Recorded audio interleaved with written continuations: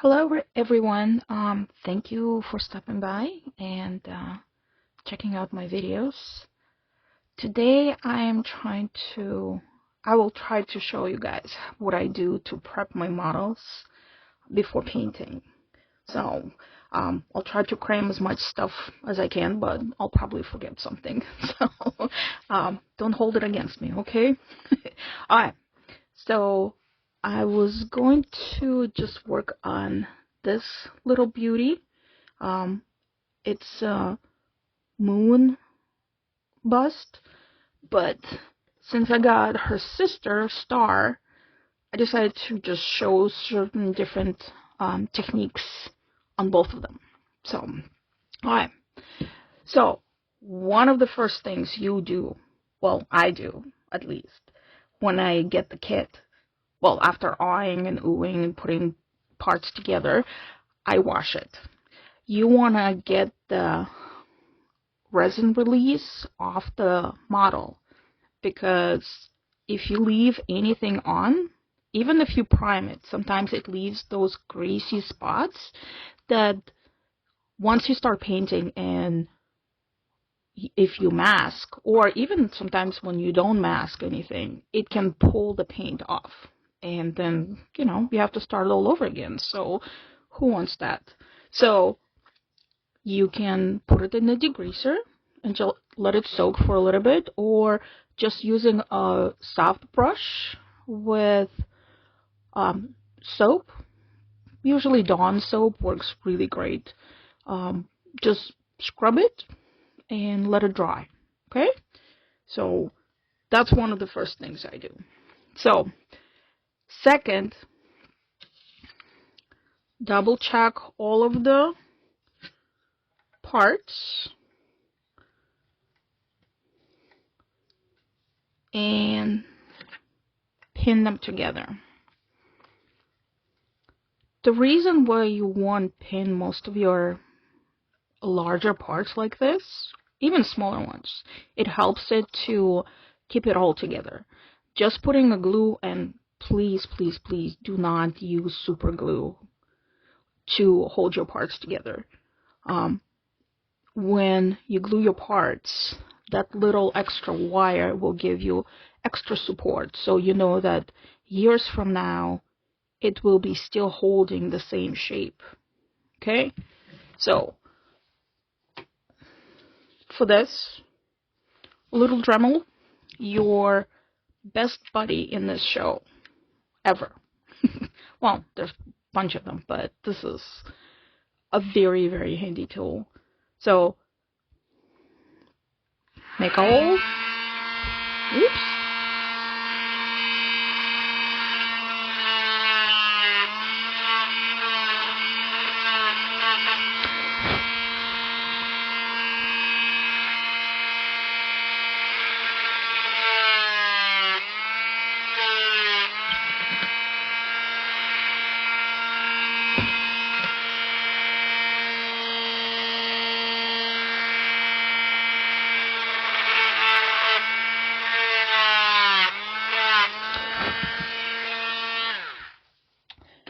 So, of course, you can go in and draw a square and try to measure it up. I kind of stopped doing it. My eye-hand coordination kind of okay, so, and usually it works out fine for me. So,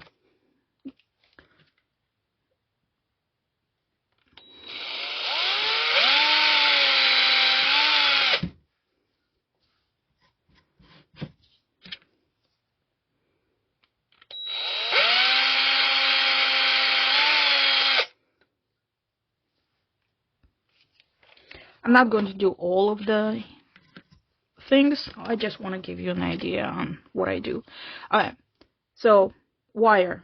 I bought this at Menards years and years ago. It was a roll, I don't know how many feet. It cost me like under $5, I believe. It lasts me, as I said, years and years, at least 2 or 3 years. So it doesn't have to be copper. I know a lot of people use hang wires, the clothes wiring, but you know what, this works for me. So one of the little tricks that I usually do, I don't know if I'm just weird or so, but I always leave the pin in a part that sticks out. It's a lot simpler to take care of it. So, put it in.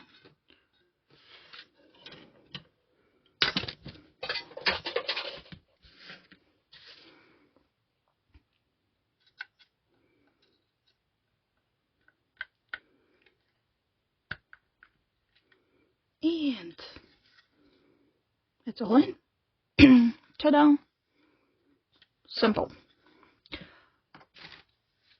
I would have to reconnect this part after it was painted, so I am not going to be worrying about the connections up here. Okay, so let's see. Next part. These two castings are pretty much perfect. There's no seam lines, but there's a couple little areas that I can show you how to fix.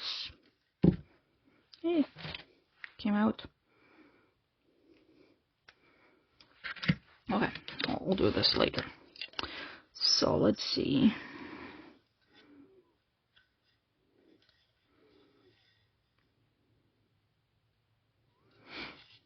Okay.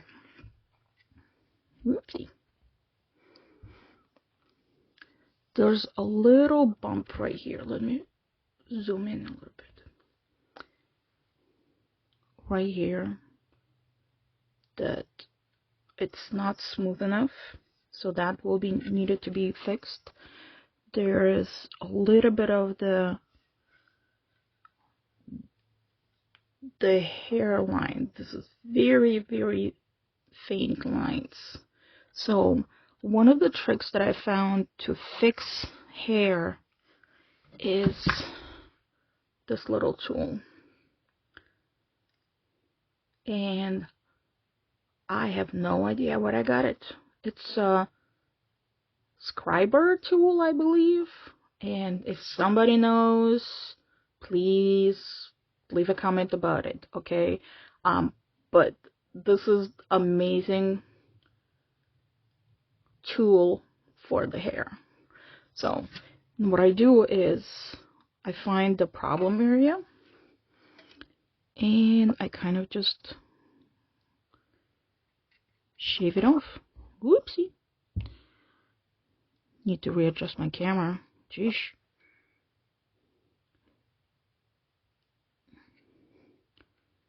And you can add a little bit more texture to the hair if you need to, which you really don't with Roberto's sculpt.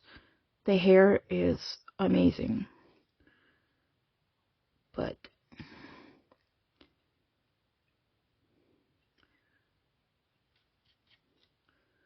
so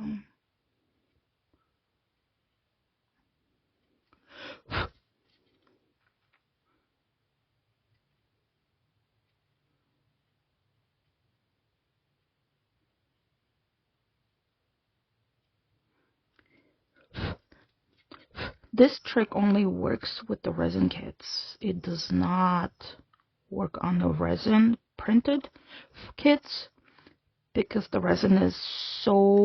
printed resin is so brittle, it just chips. But here you go. Couple extra lines and you will probably not notice it if you just saw it in person, but this helps you to give this dimension for the hair when you start painting. So you also can use this for, okay, here's another little tiny, let me see, lighting. So the lines right here, the seam line, right? Tiniest little thing. So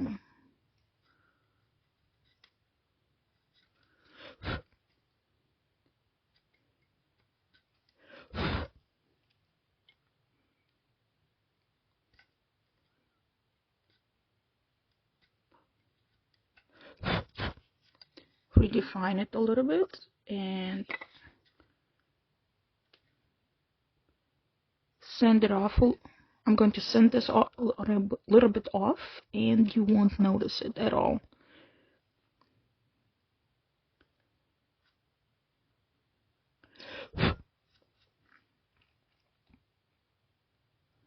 So,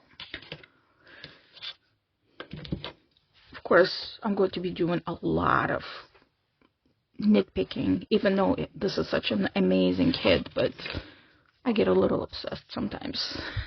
I actually really like cleaning kits. So, for sanding, I get this nail polish, nail buffers from Amazon. There's tiny little sponges like this. They're awesome for sanding. And also, the coolest thing about those is you can cut them up.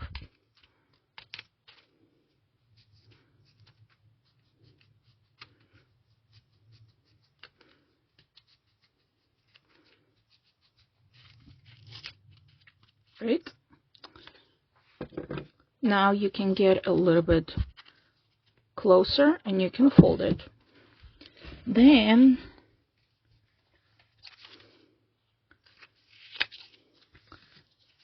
you can cut more. And the coolest thing is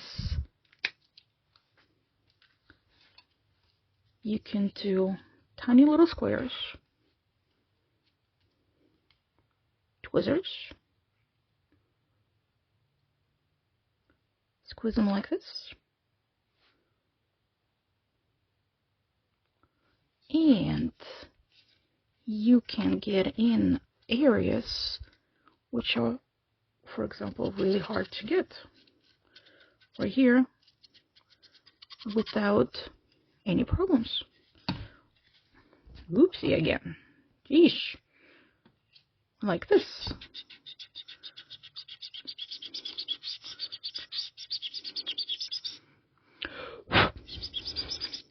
Okay. This is one of the best features of those little sponges. They're pretty cheap, but they're not very durable. So another option for the sponges like this, I have larger ones like this. Those will last you a lot longer, but they're a little bit more expensive. So I usually save them for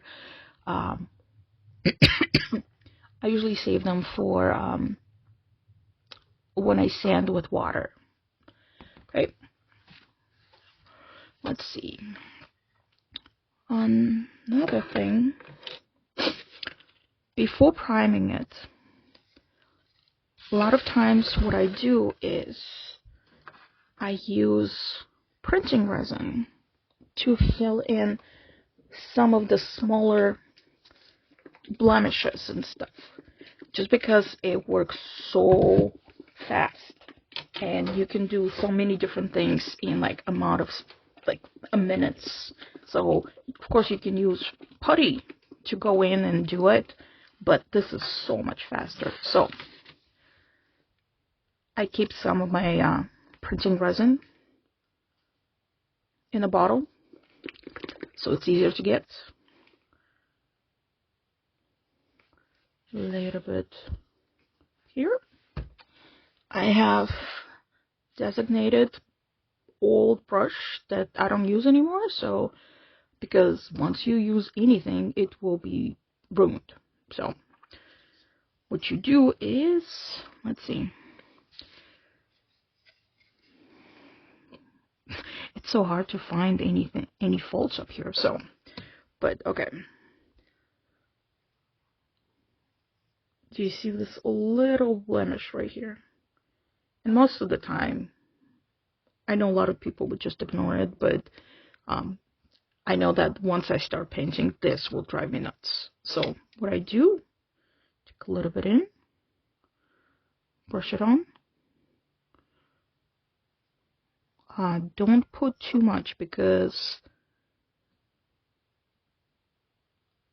it will not cure if the layer underneath if it's too thick. So apply it, wait a couple seconds so it levels out, and I have this handy blue light flashlight that I got off the Amazon, and it's very well used, as you can see. Maybe there we go. So, and I can just plug it in USB port and use it all over and over again.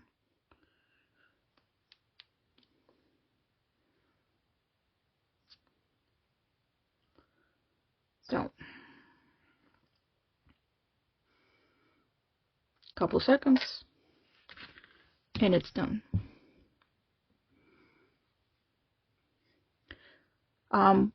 After this step, if you're using a lot of areas that you used the resin on, make sure you wash it off with the soap again, because this stuff is greasy and you do not want to apply anything on top of it unless you wash it with alcohol or really rinse it well with the soapy water. Okay. Another thing for the resin is if you mix it with alcohol, add a little bit of alcohol, mix it in, it gets a lot more thinned out. And now this solution is awesome for filling in pinholes. Of course, these girls don't have pinholes, but I'll show you this way.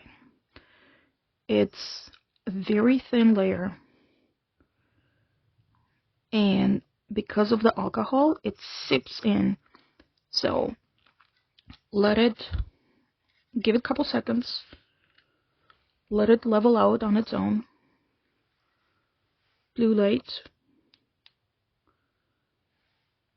so you can actually see where I applied it.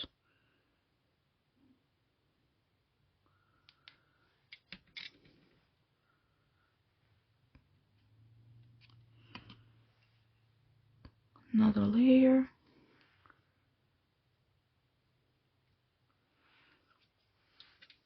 And just do it a couple times until you're happy with your results.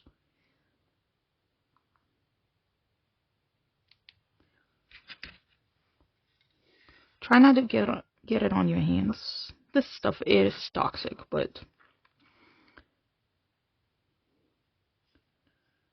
okay.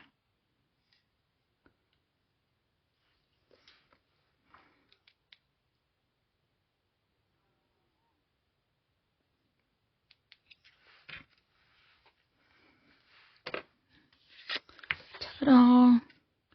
So I'm going to go in and double check a couple of the other areas that are going to bug me in the future if I don't take care of them. But those girls are pretty darn beautiful and well casted, and not even talking about the sculpture of it itself, but beautiful. Let's see. So talked about sponges. I do have paper sanding paper. This is about, I think it's a 350 grit. Let's see, that I have, oh, one of the coolest things, I also have this, guys.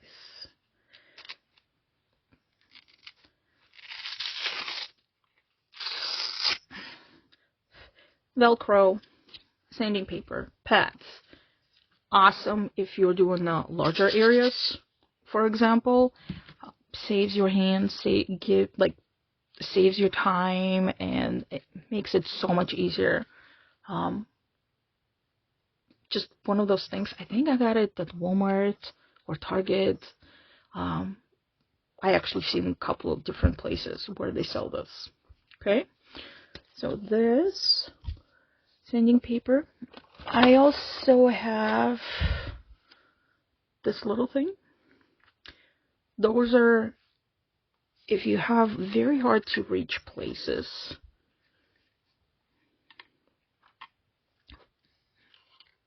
you can just go like this and get rid of your seam lines. Awesome purchase. Very helpful. Once again, I don't remember where I got it, so I'm sorry I'm not very helpful on those. But if anybody knows where the stuff is, you're more than welcome to share your information, okay? Alright, and let's see. So, once you do all the prep work that you think is as good as you get, right, you apply some primer. My go-to primer is this stuff. So, automotive, I usually buy it at Menards. This stuff, especially for the 3D printed stuff, it's amazing because it goes in and does its own filling of those little imperfect surfaces, and it's a little rough on the surface, but it looks like it's rough, but it sands so well if you do water sanding, okay? And you just polish it a little bit and it looks amazing, super smooth, and works like a charm. So another thing I usually, if I needed white primer, Rust-Oleum, another Rust-Oleum thing. This stuff is a little bit thicker, so I only use it on the larger scale models. Do not use it on any miniatures or like chibis and stuff like that, because you're going to lose a lot of details if you do that. Another one that I get at, I believe it's a Hobby Lobby. This is a also white primer, but it's a lot thinner than Rust-Oleum, and but it's not as opaque, so it takes a little extra couple of coats before you can see like a bigger difference, but it works really well for smaller models. So this stuff, and that's about it, I guess. I'm not gonna show you guys how I apply the primer, but maybe later I'll take a picture of a video on how to wet sand and stuff, okay? So for now, it's a little how to, I guess. Just my little contribution on how I prep my kits, okay? Bye everyone, thank you.